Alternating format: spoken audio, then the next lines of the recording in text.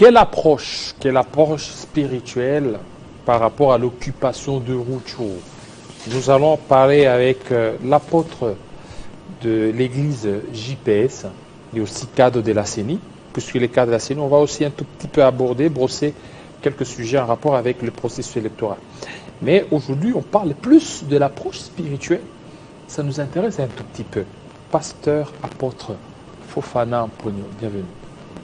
Merci David. Vous aviez voulu aborder l'aspect purement spirituel. Donc vous voyez en cette guerre une métaphysique. Oui, le chef de l'État a lancé un appel pour une mobilisation générale face à la situation qui sévit dans notre pays, à l'est du pays depuis 2 décennies, un peu plus de 2 décennies. Ça ouvre au moins 4 fronts.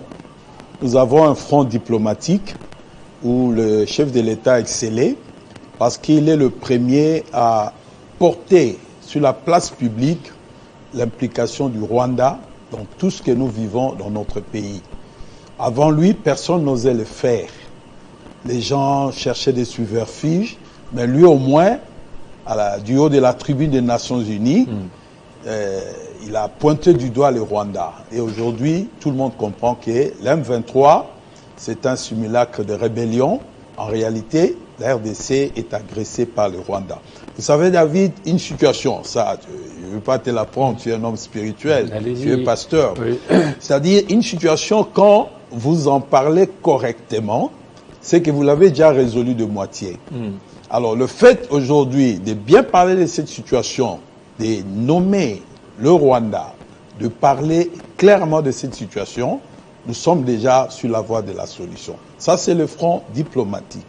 Mais il y a aussi le front médiatique. Il faut que tous les journalistes, par patriotisme, s'engagent à accompagner le FARDC dans ce volet médiatique. Il y a de ceux qui voient que c'est la liberté de la presse qui est entachée, le fait de... Non, je vais vous ramener dans l'histoire. Vous savez, dans ce pays, il y a eu le roi Léopold II qui a commis beaucoup de massacres, histoire de mains coupées à l'Équateur pour le caoutchouc, tu en sais quelque chose.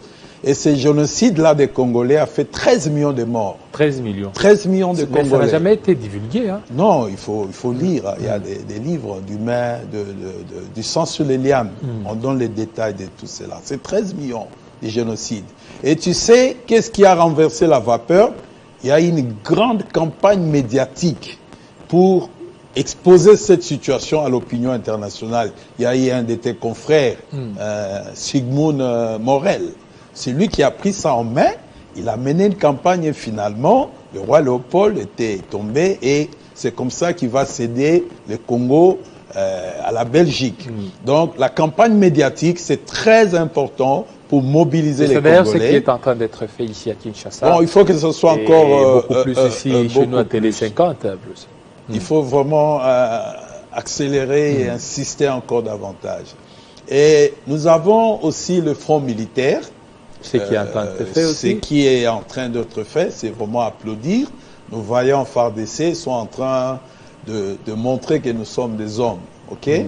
C'est qu'il ne faut pas que cette situation des dialogues, non. Je veux même rentrer dans la Bible. Lorsque Lot a été enlevé, les richesses de Sodome et Gomorrhe pillées, quand on a informé Abraham, il n'a pas fait de dialogue. Il a recruté plus de 300 soldats pour aller combattre. Mais il a pris des jeunes gens nés dans la maison. C'est-à-dire, il ne faut pas qu'il y ait des infiltrés quand vous allez en guerre. Donc, il faut être sûr que les gens qui vous accompagnent sont avec vous. Et qu'ils soient nés des pères et des mères. Bon, vraiment, là, au moins, on est sûr qu'on ne va pas trahir. Donc, c'est très important, cet engagement militaire, parce qu'il n'y avait pas d'autre choix. Alors, que fait maintenant l'Église aussi pendant cette période? C'est le quatrième front. Justement, c'est le front spirituel. Okay. Vous savez, on dit dans l'homme, c'est l'esprit. Tout ce que nous vivons, il y a un esprit qui est derrière. Vous pensez qu'aujourd'hui, parler des 12 millions de morts, des gens qui sont mutilés, nos richesses sont pillées, nos femmes violées, femmes, enfants, vieillards, tout ça, ça ne vient pas au hasard. Ça me rappelle Jean 10,10 qui dit que les voleurs ne viennent que pour égorger, détruire et dérober. C'est exactement ce que nous vivons dans notre pays. Et il faut que tout le monde se mobilise. Là, je salue aussi ce que Thomas Louak a fait en tant qu'historien. Il a brossé la genèse de tout ce qu'on a connu, RCD Goma, CNDP, M23, battu et puis qui ressuscite. Voilà. Donc, ça doit être une mobilisation générale. Tout le monde dans son domaine d'activité doit apporter sa contribution pour que notre pays recouvre la paix. Alors, c'est pourquoi je voudrais bien insister pour que le pasteur aussi se mobilise, parce que c'est comme si les pasteurs s'intéressent moins à ces aspects-là. Les gens continuent à prêcher comme il y a d'autres qui continuent à prier. Ils croient que c'est là, ça va se résoudre par des prières, par des longs marathons qui feront à ce que cette prière puisse prendre fin. La prière et l'engagement. La prière et l'engagement. Là, je salue ce que fait notre sœur Nadine Michika. Depuis un temps, elle mobilise des grandes équipes pour prier pour la nation. Il est très actif en cela et je la salue. Ça ne suffit pas. Il faut alors aller au-delà. Pourquoi les églises sont beaucoup plus attentistes? C'est pendant ce temps où les églises devraient sensibiliser, mobiliser des frères, des jeunes sœurs à pouvoir aussi s'enrôler dans l'armée. Tout à fait, ça va de pair. Donc c'est pourquoi je dis, j'en appelle au patriotisme des hommes de Dieu, parce qu'un prophète est d'abord patriote. Ça, dans la Bible même, Simon Kimbangu, qui a prophétisé sur le Congo, c'était d'abord par sa patrie, le Congo. En tant qu'homme de Dieu, il faut d'abord aimer sa patrie. Parce que si la patrie n'existe plus, si la nation n'existe plus, nous allons prêcher qui? En fait, nous sommes là pour le peuple de Dieu. Donc, j'en appelle à une mobilisation, surtout que dans ce domaine évangélique, nous avons, la RDC a un avantage comparé, dans ce sens qu'aujourd'hui, nous avons des évangéliques congolais dans presque le monde entier. Ils sont au Canada, ils sont en URSS. Dernièrement, j'ai appris encore qu'il y en a au Sri Lanka. Donc, c'est une opportunité. Et si tous ces hommes d'église, tous ces évangéliques s'engagent pour parler de cette situation, pour mobiliser, pour sensibiliser l'opinion publique des pays qui soutiennent le Rwanda, je crois que ce sera parti pour terminer cette histoire qui n'a fait que trop durer. Pour vous, il faut que les églises puissent mobiliser, puissent appeler, comme les églises font dans des marathons de prière, mais cette fois-là, des mobilisations pour envoyer des jeunes à se faire enrôler. À se faire enrôler, et il faut parler de cette situation. Moi, je pense que dans cette situation, chaque fois qu'on entend un micro à un pasteur, il doit parler des Bunagana, il doit parler de notre pays. Des Rutshuru. Des Rutshuru qui est occupé, de ces tueries, mais qui datent depuis plus de 2 décennies. Effectivement, depuis 1994, ça continue. Tout à fait. Alors, c'est pourquoi là, il faut qu'on connaisse qui est Paul Kagame, le président du Rwanda. Parce qu'il ne faut pas oublier que cette guerre a un volet ethnique, qu'on ne se le voile pas. Ethnique, tout à fait. Vous avez lu Charles Onana quand il parle de ces tueurs Tutsis. Ok? Ce n'est pas que tous les Tutsis soient des tueurs, mais justement, il y a des extrémistes Tutsis qui sont partis de l'Ouganda, qui ont conquis le pouvoir par la force en Ouganda. Le même sont allés au Rwanda. Ils ont conquis le pouvoir. Toujours les Tutsis à dominance Tutsi. Ok? Après avoir pris le pouvoir au Rwanda, ils sont venus avec l'AFDEL, qui en fait était un mouvement rwando-ougandais, mais qui avait l'image des Congolais pour les accompagner. En fait, c'était une occupation. Et c'est là où j'en viens pour dire que cette guerre sur le plan spirituel, il y a 3 volets. Il y a 3 choses que Kagame est en train de faire. 1, il est en train de verser le sang innocent. Je vais parler des 12 millions de morts. Ça, c'est quelque chose que Dieu exècre. Verser le sang des innocents. De 2, le mensonge. Le mensonge, là, il y a dans la culture Tutsi, on appelle ça les Ubwenge. Ubwenge. Donc, ils développent la dissimulation, le mensonge, le ruse. Or, vous savez que Dieu est le mensonge. Dieu exècre le mensonge. Et quand on est dans le mensonge, Dieu n'est pas là. Or, Satan est le père du mensonge. Alors, quand quelqu'un pratique le mensonge, vous voyez qu'il y a un soubassement satanique. C'est pourquoi les hommes de Dieu doivent se mobiliser sur ces fronts-là pour combattre il y a aussi la victimisation. Il se victimise un peu trop. Ok. Mais toujours dans la dimension spirituelle, il y a aussi ce que Kagame essaie de faire, c'est de déplacer les bornes. Or, dans la Bible, quand vous voulez déplacer les bornes, les limites que Dieu a établies, vous êtes sous le coup de la malédiction. Quand vous voyez la façon de fonctionner du président Paul Kagame, pour lui, les frontières n'existent pas. Il est en train de tuer à travers le monde entier. Il tue ses opposants, même aux États-Unis. Même aux États-Unis. Et d'ailleurs, il y a même un rapport qui est sorti en Afrique du Sud. Voilà, de FBI, disant que ce régime a fourni des faux renseignements sur des opposants qui sont au niveau des États-Unis et dans d'autres États pour les avoir et pour les tuer. Oui, oui. Il a tué son opposant, celui qui était chargé des renseignements en Afrique du Sud, à Djobourg. Voilà. Donc, pour lui, les frontières n'existent pas. Et c'est là où j'en viens pour dire que Paul Kagame n'est pas le fruit d'une génération spontanée. Il faut rentrer, vous savez, les Occidentaux, avant d'agir, ils font d'abord une théorie. À un moment en Afrique, on a parlé de la théorie de la renaissance africaine. Pour eux, il fallait de nouveaux dirigeants. Et ces nouveaux dirigeants, c'était qui? C'était Museveni, c'était Paul Kagame qu'ils ont installé d'abord en Ouganda. Ils ont installé Paul Kagame au Rwanda et ils ont déboulonné Mobutu pour que les Rwandais aient la même mise pour infiltrer notre pays sur le plan militaire, sur le plan politique et sur le plan de la sécurité. Donc, ces trois aspects spirituels-là, il faut que les hommes d'église s'engagent pour combattre ce mal. Parce que 13 millions de morts, c'est trop. Combattre le mal par la prière ou par la prière et la sensibilisation. Il faut en parler. Vous savez, aujourd'hui, de plus en plus, l'opinion africaine, surtout les africanistes, ont compris que celui qui veut retarder le développement de l'Afrique, c'est le président Paul Kagame. Paul Kagame. Oui, de plus en plus, les africanistes ont compris cela. Et il faut que cette campagne-là aille au-delà. Est-ce que vous ne voyez pas Kagame? Oui, mais c'est tout un système. Aujourd'hui, même si vous déplacez Kagame, vous les mettez de côté, c'est un système. Au niveau de l'Ouganda, il y a le fils Museveni qui est là. Oui. Aujourd'hui, si Museveni n'est plus au pouvoir, ça serait peut-être son fils. Donc c'est tout un système. Alors pourquoi donc les gens voient Kagame et ils ne voient pas tout un système?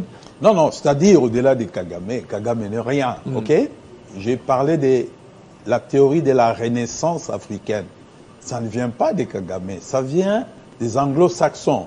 Il y a les États-Unis, il y a la Grande-Bretagne, et c'est là où j'en viens. On dit, dis-moi qui tu fréquentes, je te dirai qui tu es. Qui sont les amis de Paul Kagame? Vous allez trouver des gens comme des Bill Gates, vous allez trouver des gens comme de Tony Blair, qui est son conseiller bénévole. Et bizarrement, tous ces gens-là sont cités parmi les complotistes. Les mots Ibrahim. Il y a des mots Ibrahim aussi, ils sont les amis de Paul Kagame. Tout à fait, tout à fait, tout à fait. Donc, il y a même des stars ce sont de des la haute musique. Pardon? Ce sont des complotistes, tous ces gens. Ce sont des complotistes, c'est-à-dire, bon, quand vous avez des réunions à Davos, on n'invite pas n'importe qui. Vous verrez que c'est Paul Kagame qui est souvent invité dans ces réunions. Et dans ces réunions-là, c'est pour planifier comment créer les chaos, comment créer le terrorisme. C'est là où je voudrais expliquer quelque chose que beaucoup de gens ne comprennent pas. Quand il y a des tueries, des massacres, parce que là, il y a tout un rituel satanique. C'est-à-dire, il faut voir la façon dont eux, ils tuent. Ils ne tuent pas avec un revolver, non. Ils te coupent morceau par morceau. Hein? Et pour les gens qui comprennent la spiritualité, c'est-à-dire quand l'homme a peur, quand l'homme est terrifié, l'adrénaline monte. Ok? Il y a un concept là qu'on appelle adrénachrome. C'est-à-dire, même en France, au Maroc et dans les pays arabes, il y a toute une industrie où on enlève des petits enfants, on les terrorise et puis on les tue. Quand on les tue, on prend le sang là et il y a des gens qui boivent ça. Et vous savez, il n'y a pas longtemps, Dominique Sakombi, il avait dit avoir assisté un jour Mobutu qui prenait du sang. boire un verre du sang. Effectivement, dans le milieu du pouvoir, c'est fréquent. Mais on ne prend pas n'importe quel sang. Il faut prendre le sang des personnes terrifiées. Or, tout ce que nous vivons à l'Est là, ces tueries-là, vous avez 400 000 déplacés, les gens qui ont fui Rutshuru pour aller, ils sont terrifiés. Et c'est là, c'est une nourriture pour un certain type de démons. Et c'est ce que justement le président Paul Kagame fait. Ce sont des histoires sataniques. Et si vous fouillez bien, il a étudié aux États-Unis, exactement à Kansas, dans une académie militaire, où il a été formé pour mener des opérations à grande échelle. C'est pourquoi vous voyez Paul Kagame, il contrôle les Nations Unies, il contrôle la francophonie. Il utilise les hirondelles, hein, vous avez suivi en Centrafrique, il donne une rwandaise. Même en face, il y a une dame là, jolie, toujours rwandaise. Donc, ce sont ces armes qu'elle affûte. Et ça nous ramène au diable qui utilise l'argent, qui utilise les sexes. Donc, c'est le même schéma. Et nous, en tant qu'hommes de Dieu, nous comprenons ces choses. C'est pourquoi nous allons mettre les doigts à la plaie exactement là où ça va faire que les choses changent. Donc, cette situation va s'arrêter, David, parce que nous sommes en 2004. Moutebou s'y prend Bukavu. Nous mobilisons l'Église pour la prière. Dieu nous dit ceci, déjà en 2004, les montagnes de l'Est ne seront pas prises. C'était déjà en 2004. Donc moi, je savais que tout ce que le Rwanda va faire, ça va échouer. Même cette occupation-là, d'ailleurs, le pasteur Ekofo l'a dit, l'avait dit avant de partir, hein, aucune portion de ce pays va rester au Rwanda. Si nous n'arrivons pas à récupérer, nos enfants vont récupérer. C'est-à-dire, je suis très heureux qu'il y ait aujourd'hui l'option militaire, parce que dans des situations pareilles, il n'y a pas d'option dialogue. L'option, c'est une question de survie, c'est une question d'honneur. Soit nous sommes Congolais, soit nous ne le sommes pas. Voilà. Et ce qui va faire tomber le président Paul Kagame dans ses aventures en RDC, il a grandi en Ouganda. Depuis l'âge de 2 ans, il a grandi en Ouganda. Déjà vers 20 ans, quand il avait 20 ans, il avait déjà la réputation d'un tueur froid. À 20 ans? À 20 ans, dans la rébellion de Museveni. Donc il lui arrivait d'enfermer 50 personnes dans un conteneur, il jette la clé, tu t'imagines comment ces gens mouraient? Il arrivait de les asphyxier avec des sachets, il ligote, déjà à 20 ans. Donc c'est dire que nous avons affaire à quelqu'un qui est vraiment un terroriste. Il ne faut pas parler seulement d'un M23 terroriste, mais il faut parler aussi du président Paul Kagame comme terroriste. Un terroriste, c'est qui? C'est quelqu'un qui crée la terreur. Hein? Quand il y a des tueries, les gens fuient. Tout cela, il a un objectif. Il est en train de servir des démons. Cette nourriture-là, que les gens aient peur, que les gens tremblent. C'est pourquoi Dieu, il nous dit ne crains point. C'est-à-dire l'homme, en état normal, doit être calme. Alors quand il est stressé, quand il est terrifié, l'adrénaline monte. Et les occultistes, ils cherchent l'adrénaline dans les sangs des humains. Dans les sangs des humains. Ça, c'est bien dit. Merci pour toutes ces révélations, apôtre Fofana Mponyo. Alors, on va terminer par les procédures électorales. Juste en quelques minutes, ça se passe très bien. Les pays, il y a la guerre. Les procédures électorales, ça évolue. Bien, comme expert, je peux confirmer que jusque-là, tout se passe bien. Les élections, ce n'est pas que la CENI. La CENI a la responsabilité constitutionnelle d'organiser les élections, mais il n'y a pas moins d'une dizaine de parties prenantes qui doivent faire en sorte que les élections marchent. Mais la CENI, en tant qu'organe de gestion des élections, joue jusque-là très bien sa partition. C'est-à-dire, il y a eu des préalables. Le nouveau bureau a été installé, il y a eu l'imprégnation, il y a eu le plan stratégique, il y a eu la feuille de route déjà qui montre que le cycle sera respecté. Hein, déjà dans la feuille de route, parce qu'aujourd'hui, beaucoup de gens crient à corps et à cri. Il faut les calendriers, Le calendrier viendra. Le président de la CENI l'a promis. En fait, le calendrier est plus contraignant. C'est pourquoi il faut d'abord maîtriser toutes les contraintes avant de publier les calendriers, parce qu'il est contraignant. Merci. Donc, ça évolue très bien. Ça évolue très bien. L'organisation des élections est entre de mains expertes. Voilà. Merci, Pasteur Fofana Pogno. Vous êtes aussi expert cadre de la CENI, des personnes qui ont vraiment une intelligence grise pour aussi conduire cette centrale électorale dans les jours à venir. Donc, comptez aussi sur Pasteur Fofana. Il le mérite. Il le mérite. Nous aurons le temps, au moment opportun, de parler du procès électoral, parce qu'il a une maîtrise sur ça. Merci. Merci beaucoup. Voilà, tout de suite on va parler des redevances minières. Et quelques minutes, voilà, redevances minières, avec nos compatriotes qui sont venus de Lualaba, monsieur Oumba ainsi que Kumba. Ça sera tout de suite.